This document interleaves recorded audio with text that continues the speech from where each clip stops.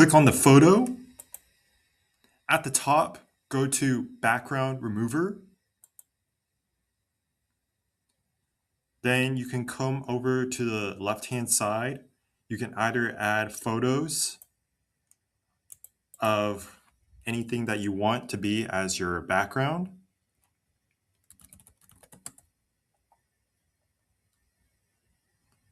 I'm just going to use this photo as an example.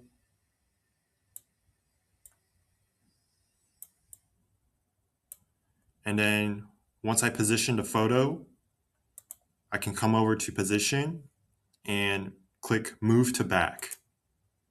So now this photo of the landscape acts as the background and the person is in the foreground.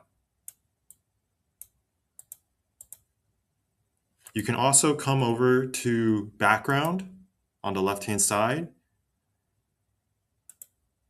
see all the options that you have for landscape,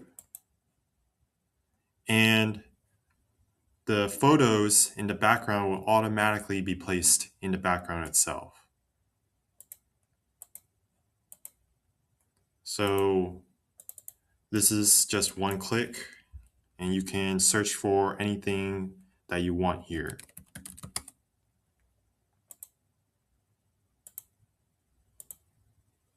So this is a simpler way to add backgrounds to your photo. So if you have any questions or comments, be sure to leave it down in the comment section below. If you enjoy my videos, consider subscribing to my channel. Thank you and have a great day.